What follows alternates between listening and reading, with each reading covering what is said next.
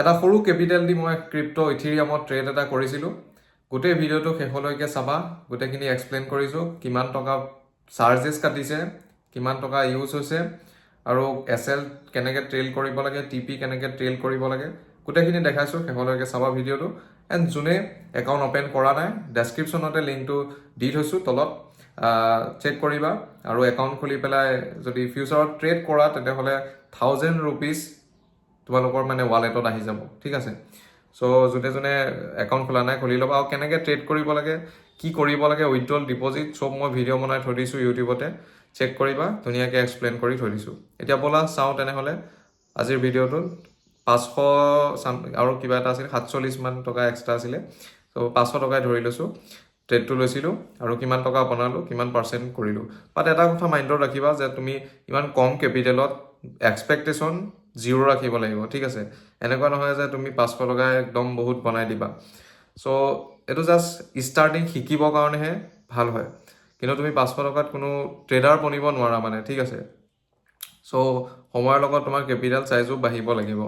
এতিয়া শিকিবৰ কাৰণে 500 টকা ইটছ অ'কে মানে, বাট 500 টকা ইমান ডাঙৰ একো এচিভমেণ্ট কৰিব নোৱাৰি, বাট ইটছ অ'কে। ব'লা ভিডিঅ'টো তেনেহ'লে ষ্টাৰ্ট কৰোঁ।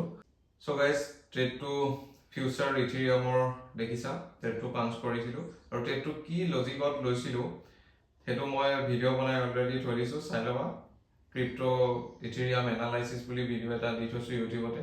তাত মই এই ট্ৰেডটোৰ লজিকটো ধুনীয়াকৈ এক্সপ্লেইন কৰিছোঁ। চ' চাই ল'বা, বহুত চিম্পুল লজিক হয়। চ' এতিয়া ইয়াতে চোৱা, মই ট্ৰেডটো পাঞ্চ কৰাৰ লগে লগে 2-3 টকা প্ৰফিট দেখাইছে লাহে লাহে, ঠিক আছে। আৰু তলত চোৱা ৰেড কালাৰটো SLটো এনেকৈ ট্ৰেইল কৰিব লাগে, ঠিক আছে। আৰু TPটো এনেকৈ তুমি ট্ৰেইল কৰিব পাৰা, মানে য'লৈকে তুমি টাৰ্গেট ৰাখিব বিচাৰা তাত এডাল ট্ৰেইল কৰি পেলাই লগাই দিলেই হ'ল। আৰু তলত চোৱা TP ইকুৱেল 227 টকা দেখাই আছে আৰু SL 74 rupees দেখাই আছে। তো তোমাৰ মানে SL কিমান আৰু TP কিমান সেইটো দেখাই থাকিব।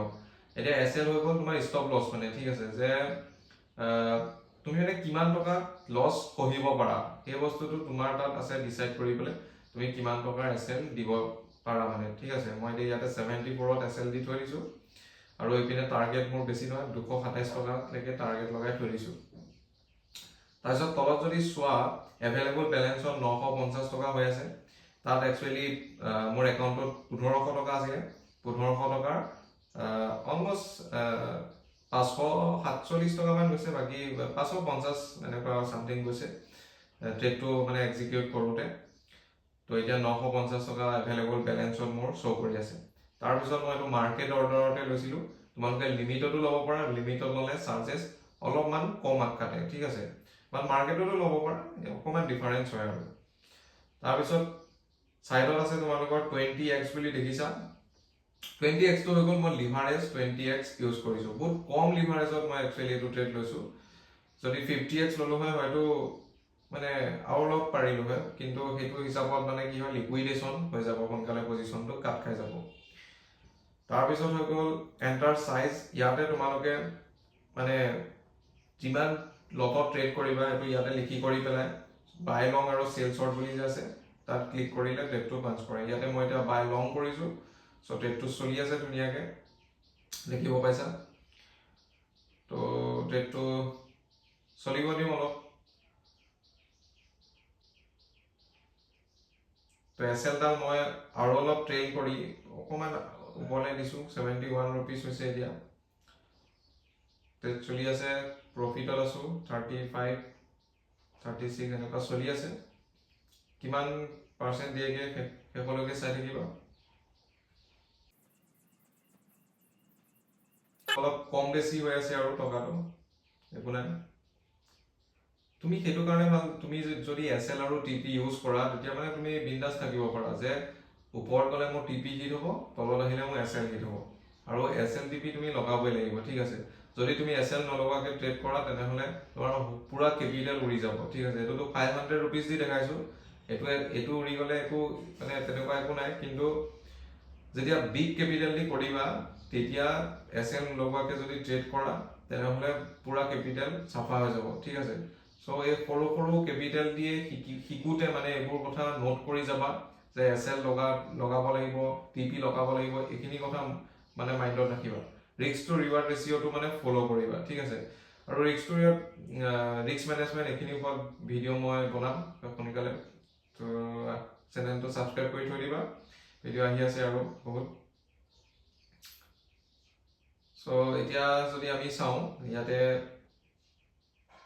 আমাৰ প্ৰফিটটো 111 টকালৈকে গ'ল, ঠিক আছে। 111 টকালৈকে গ'ল, তাৰ ওপৰলৈকে গৈছিলে একচুৱেলি, বাট এইটো চোৱা দেখিব পাইছা অকণমান জাষ্ট আছিলে TP2লৈ আমাৰ। চ' স্পাইক মাৰি পেলাই আকৌ তললৈ গুচি আহিল, বাট এইটো যাব বুলি কৈছিলোঁ, তোমালোকে সেই ভিডিঅ'টো চালে গম পাবা ক'লৈকে গ'ল লাষ্টত। বাট মই ভিডিঅ'টো কৰিবৰ কাৰণে ধৰা এইটো কাটি দিয়া গ'ল ট্ৰেডটো, বাট ফাইনেলি মোৰ ট্ৰেডটো কাট খাইছে তোমাৰ 140 ৰুপিছত, ঠিক আছে। আৰু এটা কথা তোমালোকে চাই লোৱা যে মই SLটো আনি ট্ৰেইল কৰি পেলাই প্ৰফিটত লগাই দিলোঁ, ঠিক আছে। এইটো কথা মাইণ্ডত ৰাখিবা যে যেতিয়া প্ৰফিট অলপ বেছি হৈ যাব, তোমালোকে SLটো লছৰ পৰা আনি ওপৰলৈকে মানে ট্ৰেইল কৰি প্ৰফিটত লৈ আহিব পাৰা। এতিয়া চোৱা মই প্ৰফিটত কিমান এইটো দেখা পাইছা 51 ৰুপিজ, SL গ্ৰীণ হৈ আছে, TPও গ্ৰীণ হৈ আছে, মানে মোৰ এতিয়া এইটো ৰিস্ক ফ্ৰী হৈ গ'ল, মোৰ কোনো লছ নহয় মানে যদি মোৰ SLটো হিট কৰে। চ' এইটো একদম ভাল কনচেপ্ট হয়, যেতিয়া প্ৰফিট বেছি হয় তোমালোকে SLটো জেগাৰ পৰা আনি প্ৰফিটত আনি লগাই দিবা, তেতিয়া তোমালোক একদম ৰিস্ক ফ্ৰী হৈ যাবা, কোনো লছ কৰা মানে কথাই নাই, ঠিক আছে। এইটো কথা মই জানা নাছিলোঁ কাৰণে আগতে বহুত বেছি লছেছ খাইছিলোঁ। চ' এইটো হৈ গ'ল। তাৰপিছত এতিয়া মই যদি তোমালোকক ট্ৰেনজেকশ্যন ডিটেইলছখিনি দেখাওঁ, চ' ইয়াতে মই ইথেৰিয়াম USDT ট্ৰেড কৰিছিলোঁ, 140 ৰুপিজ বুক কৰিলোঁ, তাৰে মই চাৰ্জেছ ফিজ দিলোঁ 6 টকা 55 পইচা, ঠিক আছে। তো ইয়াতে মোৰ বুকিং হ'ল 134 ৰুপিজ, মানে মোৰ টোটেল আহিলে টকা, ঠিক আছে। আৰু এণ্ট্ৰি প্ৰাইচটো আছিলে মোৰ 2240 আৰু এক্সিটটো আছিলে 2268।